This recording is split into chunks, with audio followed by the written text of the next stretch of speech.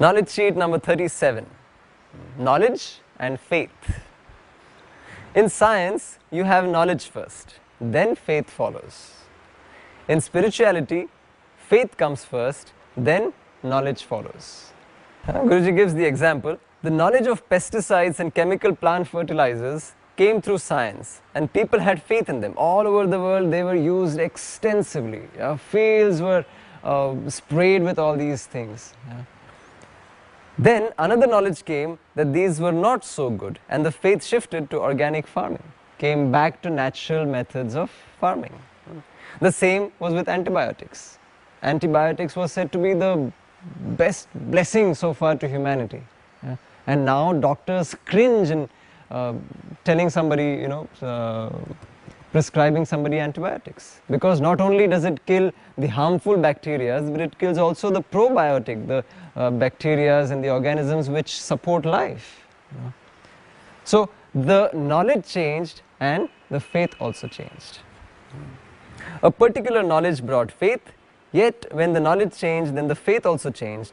The knowledge and faith of science is from an isolated happening instead of a fully blossomed knowledge of life.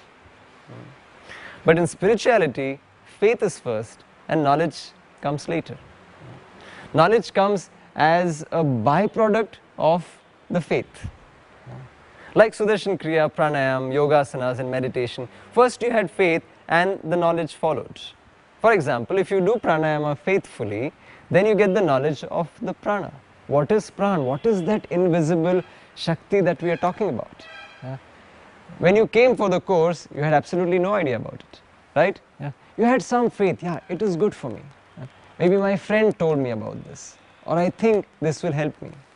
With that faith in the unknown, you came and sat, and you did the pranayamas, and then you felt so good. If you do your meditation faithfully, the knowledge of consciousness follows. Oh, there is some aspect of me which is absolutely unchanging, which does not die. You see this? So in the meditation, faithfully you do it and you get the knowledge of that self. Even an illiterate person through faith attains deep knowledge. And we have plenty of examples of this. Many of the saints from various lands, they may not have gone to university or school, not have taken any formal training, but just that faith. Or a simple thing like, okay, who am I? It is said of Kabir, he never went to college, never studied anything, but just this one sutra, who am I? And that he could bring out such wonderful, such beautiful knowledge. Science considers even human beings as matter. Spirituality considers even earth as mother, even rivers and mountains as living beings. See, for spirituality, for Adhyatma, everything is alive. This chair that I am sitting on, it is said even it has a degree of prana.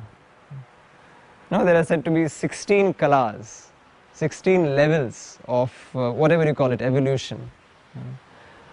So even a stone, as something as inert as a stone, has also 1 degree of prana. Then of course would come mosquitoes and cockroaches, and then go on to smaller animals, human beings. And it is said Krishna and the Devi, they have all the 16 kalas. So full blossoming, Purna Avatar, that is why it is said. But spirituality as such considers everything is alive. And you may have noticed children are also like that.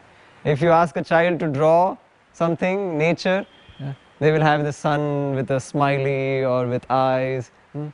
The trees can walk, the animals can talk. For children, everything is alive because they are so full of life. They're so full of that spirit. But science, on the other hand, will consider even human beings as matter. When all those experiments are done, and say, okay, human beings are what? Simply a combination of atoms and molecules, or these chemicals and those chemicals. But spirituality, it will see that even an atom will have life. And in the Indian tradition, that has been the beauty. There was never an emphasis or compulsion on the fact that you have to believe in God. No, there are treatises written where there is no mention of God. Like Rishi Kanad has an entire treatise on the atom, thousands of years ago, yeah, which said that Padartha Jnanat Moksha. If you can understand one atom, one particle properly, thoroughly, you will be liberated. Yeah, you will get enlightened. So that has been the beauty, the all-inclusiveness of the Indian tradition. That even atheists or whatever you have done in life, you are still welcome. Welcome to experience the bliss, the joy of spirituality, of your own spirit. Science regards life as matter, but spirituality regards even matter as life. And that is why you must have seen a person who is regular with the practices, is so full of life. And in his or her own presence, you will see that there will be life, there will be joy, there will be enthusiasm, there will be love wherever they go. Yeah? Like we say, there are two types of people. There is a party, there is happiness wherever they go. This is the first category. And the second is, there is a party, there is happiness whenever they go. Yeah. So we have to see, where do we want to be? Jai Gurudev.